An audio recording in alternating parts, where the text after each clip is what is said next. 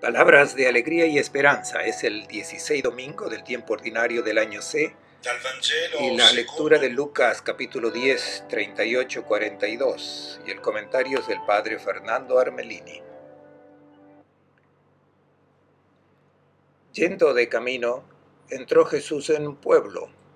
Una mujer llamada Marta lo recibió en su casa. Tenía una hermana llamada María, la cual, sentada a los pies del Señor, escuchaba sus palabras. Marta, ocupada en los quehaceres de la casa, dijo a Jesús: Maestro, ¿no te importa que mi hermana me deje sola en los quehaceres? Dile que me ayude. El Señor le respondió: Marta, Marta, te preocupas y te inquietas por muchas cosas, cuando una sola es necesaria. María escogió la mejor parte y no se la quitarán. Buen domingo a todos. A mi espalda ven la ciudad de Betania hoy. Se encuentra a 3 kilómetros de Jerusalén. Noten la iglesia franciscana, que fue construida al lado de la que la tradición recuerda como la tumba de Lázaro. Se encuentra en el área de la necrópolis del tiempo de Jesús. Es muy fácil delimitar a una aldea antigua porque el cementerio marcaba los límites. La tumba de Lázaro señala el lugar donde acababa la aldea, junto a la pendiente oriental del Monte de los Olivos que ustedes ven a la derecha. De hecho, continuando la pendiente del Monte de los Olivos, aún hoy se ven las excavaciones, las grutas, las cisternas, cantinas, residuos del tiempo de Jesús. Se han encontrado también objetos de cocina, antorchas. Retrocedamos unos 200 años. Tenemos un par de fotos que presentan una Betania muy antigua que nos da una imagen de lo que sería Betania en tiempos de Jesús. Allí ven el pueblo que se extiende a lo largo del Monte de los Olivos, y en este pueblo vivía una familia a la que Jesús se refiere cuando llegaba a Jerusalén. Jesús se quedaba ahí en esa casa cuando iba a Jerusalén. La conocemos porque de ella habla el evangelista Lucas y también el evangelista Juan, con el célebre episodio de la reanimación del hermano de esta familia, de Lázaro. Es una familia un poco extraña. Notemos que solo hay hermanas y hermano. No hay esposo, no hay esposa, no hay padre, no hay madre. Y esto ha servido a los evangelistas Juan y Lucas para presentar en esta familia la imagen de la comunidad cristiana que está compuesta de hermanos y hermanas. Jesús se encuentra en Jerusalén, y Jerusalén no es Nazaret o Cafarnaún, es un ambiente muy hostil para Jesús. Están los escribas, los fariseos, los doctores que atacan a Jesús, se lo quieren sacar de arriba. Y en este contexto, cuando se aproxima la noche, uno quiere encontrar una casa donde relajarse, encontrar un ambiente familiar donde sentirse acogido, entendido, compartir las cosas audaces que estaba haciendo. Quiere sentirse amado y acariciado. Así es nuestro Dios. Tiene necesidad de sentirse amado. Como cuando niño en brazos de una quinceañera, su madre María, tenía necesidad de caricias, lloraba. Este es nuestro Dios. Y aquí encontramos a nuestro Dios que tiene necesidad de ser acogido, de ser abrazado, acariciado. Este es el contexto histórico. Veamos cómo el evangelista Lucas relee la amistad de Jesús con esta familia de hermanos y hermanas. El texto del Evangelio de hoy comienza diciendo que en su viaje Jesús entró en un pueblo y una mujer de nombre Marta lo recibe en su casa. Esto ya es una indicación un poco extraña, una mujer que recibe a un hombre. En aquel tiempo era tenido completamente por anormal que un hombre aceptara la hospitalidad ofrecida por una mujer. No se habla de Lázaro habla el evangelista Juan. Al fondo pueden observar el mosaico que se encuentra en la iglesia franciscana, en el ábside, la iglesia franciscana que les he mostrado anteriormente.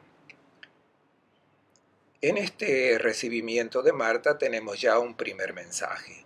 Es importante a dónde llega Jesús, dónde es recibido.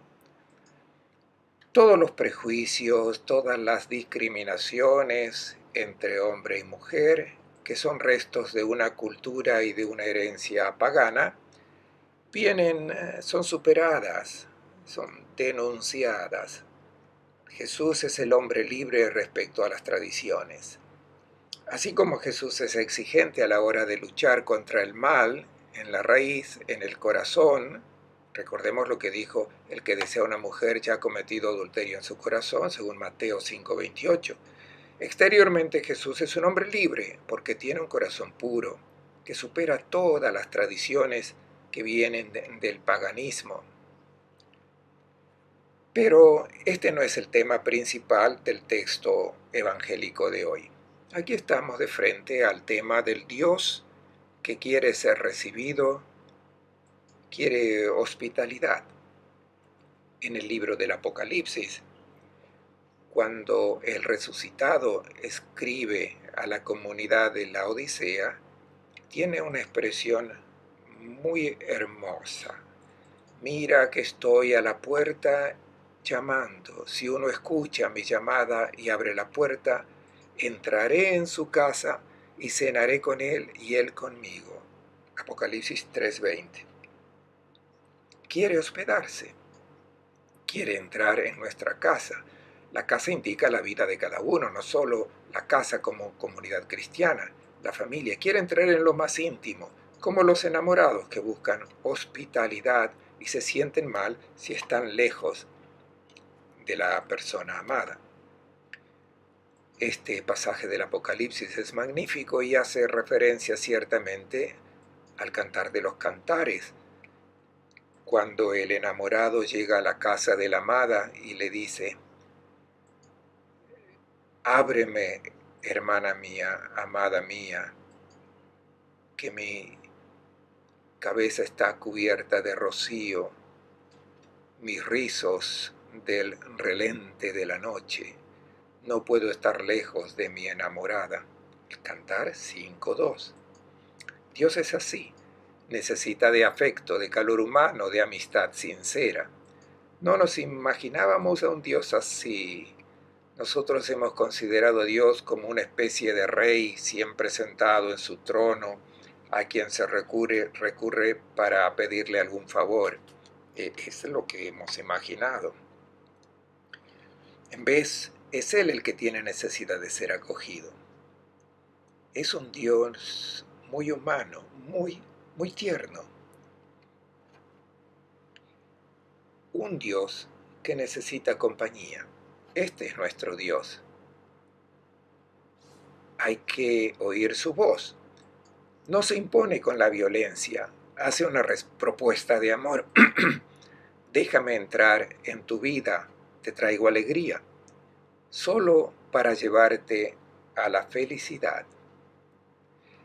Y la apertura debe venir del interior.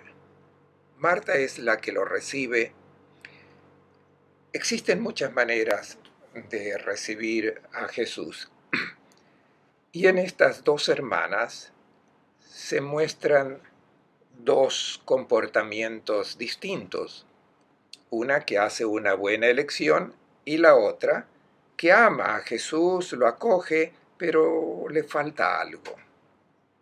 El texto evangélico continúa diciendo que Marta tenía una hermana llamada María, la cual estaba sentada a los pies de Jesús. Para una traducción exacta debemos decir sentada a los pies del Señor y escuchaba su palabra. Esta posición que asume María es significativa. En las casas de Palestina no existían las sillas y todos se sentaban en el suelo. Pero esta no es una información banal. Veamos lo que pasaba en la cultura del tiempo de Jesús. Lo presento con una imagen de una tienda típica del tiempo de los patriarcas, del tiempo de Abraham, en 1200 años antes de Cristo. Noten cómo esta tienda está separada en dos partes. Una parte estaba reservada para los hombres y la otra parte reservada a las mujeres. Y allí donde se encuentran los objetos culinarios, los tarros. Cuando llegaba un visitante, se lo recibía en la parte reservada a los hombres, y allí conversaban. Mientras tanto, las mujeres debían permanecer en su ambiente, el ambiente reservado para ellas. Por cierto, que podían escuchar lo que se hablaba, pero no podían hacerse ver, porque los que recibían a las visitas eran los patrones de la casa, los hombres. Y así recuerdan cuando tres personajes van a visitar a Abraham, están con él en la tienda, y uno de estos personajes dice a Abraham: para cuando yo vuelva a verte en un año, Sara habrá tenido un hijo. Génesis 18:10. Y Sara, que estaba del otro lado de la tienda, estaba escuchando y se echó a reír. Ya estoy vieja. Y ese personaje le dice: tú te has reído. Sara lo negó. No me he reído. Él replicó: no lo niegues, tú has reído. Se llamará Isaac, que significa el que sonreirá. Isaac es un bello nombre. La tradición no era muy diferente en tiempos de Jesús. Eran los hombres los que recibían a los huéspedes y las mujeres debían permanecer en un ambiente reservado. Aquí tenemos a Marta, que recibe a Jesús, y a María, que se sienta para escuchar la palabra.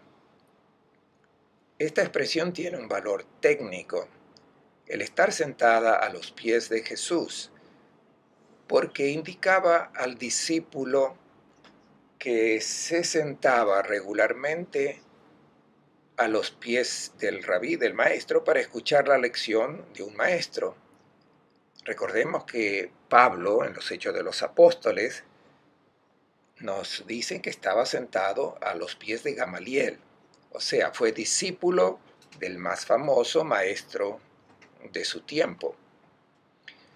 Por eso que esta expresión, que aparentemente es afectuosa, devota, constituye en realidad en el contexto una novedad muy importante. Jesús recibe entre sus discípulos algo que ningún otro rabino había hecho. Recibe a una mujer. Recordemos algunos dichos de los rabinos: es mejor quemar la Biblia que ponerla en las manos de una mujer. ¡Wow! Y también las mujeres no deben pronunciar la bendición antes de la comida. Y hay otra: si una mujer va a la sinagoga, que se mantenga al costado sin aparecer en público. En las sinagogas había un lugar reservado para las mujeres. Debían estar apartadas. Así en la en la sinagoga del siglo IV. Pablo, hereditario de esta cultura, dice que las mujeres no deben hablar en las asambleas y si tienen algo que decir, que se lo digan a sus maridos. Esto está en la carta a los Corintios. No se dice que María está absorta en oración, en contemplación, sino que escucha la palabra. Por tanto, no se la debe citar para justificar un devocionismo o intimismo religioso. Se habla de recibir a Jesús y de recibir su palabra. Veamos los dos comportamientos. El de Marta. Marta estaba enfrascada en todo lo del servicio. Estaba distraída por el mucho servicio. Esa es la traducción correcta del texto. Creo que esta es también la situación de muchos cristianos que tienen éxito en su profesión. Apenas amanece comienzan a agitarse, tienen una agenda llena de compromisos, 3 o 4 celulares que suenan continuamente durante todo el día. Y luego cuando por la tarde llegan a casa agotados, no han tenido un minuto de tiempo para reflexionar sobre el sentido de lo que están haciendo, sobre el objetivo último de su trabajo.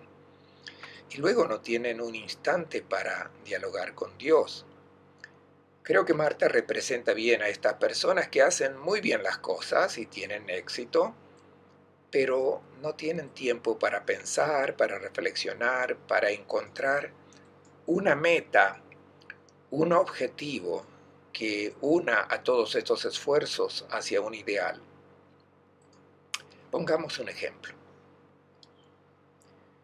Muchas madres dicen, mi hijo es bueno, trabaja en un voluntariado, es generoso, pero no se le puede hablar de ir a la iglesia, de leer o meditar una página del Evangelio. Son personas buenas. También Marta es buena, ha recibido a Jesús, pero a Marta le falta algo. Hay otra manera de acoger que viene antes y que es la parte buena. Veamos cómo se comporta Marta. Se nota que está enojada, no está contenta y dice, Señor, ¿no te importa que mi hermana me deje sola en los quehaceres? Dile que me ayude. Estas personas, como Marta, que no tienen tiempo ni de respirar, al final están satisfechas, están serenas, son felices. ¿Qué tipo de relación tienen estas personas con el cónyuge, con los hijos, con los amigos, con los vecinos? ¿Cómo tratan a las personas que comparten su trabajo o a alguien que les pide ayuda? Están solo preocupadas por su trabajo. Son como Marta, pero Marta no está contenta. Se nota en la manera como le habla a Jesús. La prueba de que las cosas no funcionan bien se nota en este estar enojado, la insatisfacción, el litigio. Se debe trabajar juntos luego de haber escuchado la palabra. Esto es importante en las familias. Si antes no escuchan juntos la palabra, si no se trabaja juntos, se acaba por pelear. Y el Señor le responde a Marta, Marta, Marta. Cuando en la Biblia el nombre se repite 2 veces, quiere decir que se trata de una vocación. Te preocupas y te inquietas por muchas cosas. Los verbos son muy significativos. Mrimnao indica la división que existe en el corazón de la persona que busca 2 objetivos, 2 cosas opuestas. El otro verbo es rumbazo. Rumbazo quiere decir que la persona tiene una gran confusión. No gozas de las cosas buenas que estás haciendo, no tienes tiempo para pararte, para gozar de la vida, encontrarte con la gente. Pongamos atención, no es el trabajo, la preocupación por los demás lo que nos aleja de Dios. Estas cosas nos acercan a Dios, sino que es la alienación, el perder la cabeza por el trabajo y no tener un poco de respiro y de tiempo para pensar en los demás. Esto deshumaniza, hace olvidar lo que es esencial en la vida.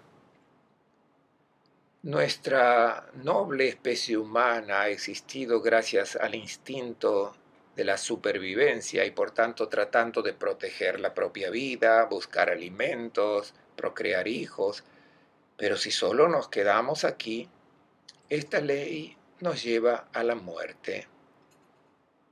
Marta representa a aquellos que gastan sus vidas totalmente envueltos en este esquema biológico que es muy importante, pero es un problema que se transforma, si se transforma en absoluto, si absorbe a toda la persona, es un problema. Esto está bien para el prehumano, pero el hombre tiene otra dimensión, tiene necesidad del pan, pero no solo de pan. Existe otra vida que caracteriza a lo humano. Y Jesús continúa, Marta, una sola cosa es necesaria. María escogió la buena parte y no se la quitarán. Esta traducción dice la parte mejor. No, pero está mal, no es así. El texto dice que ha elegido la parte justa, la parte buena. Gregorio Magno, al final del siglo VI, distinguía 3 grados de santidad: la de los laicos, la de los sacerdotes y la de los monjes. La más elevada, los que eligieron la mejor parte. No se puede aplicar esto a María. María ha elegido la parte buena y es esta. Antes de moverse, hay que asimilar la palabra. Luego se harán las cosas bien. El gran problema del hombre de hoy es el descuido de la parte buena, lo que es esencial, lo que es necesario. Lo esencial aquí es saber distinguir lo que es efímero y lo que es verdaderamente importante, lo que es caduco y lo que permanece, lo que es eterno. El consumo es lo que es necesario para vivir hoy. El texto termina con las palabras de Jesús a Marta, pero no acaba aquí. ¿Qué responde Marta? Lo que es hermoso es el silencio de María. María no dice ni una sola palabra, ni siquiera para defenderse, para explicar la opción que ha hecho. María calla. Todo hace pensar que su silencio se ha prolongado hasta después. Marta es la que tiene necesidad de sentarse. Está bien ver a Marta comprometida y ha recibido a Jesús, pero el recibimiento que Jesús espera es antes que nada el de su palabra. Cuando se acoge, cuando se recibe su palabra, luego toda la vida transcurre de una manera distinta. Las opciones se hacen según los valores que Él propone.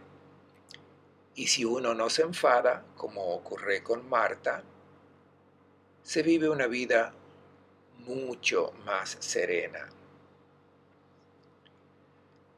María tiene un amor incondicional, un amor sin cálculos. La veremos en el Evangelio de Juan volcar ese perfume de nardo. Es la imagen grandiosa de esta mujer que estaba posesionada de la palabra, que acoge en la propia casa, en la propia vida, la palabra del Maestro. Y de allí esta generosidad incondicional que es la manifestación del propio amor. Un buen domingo para todos.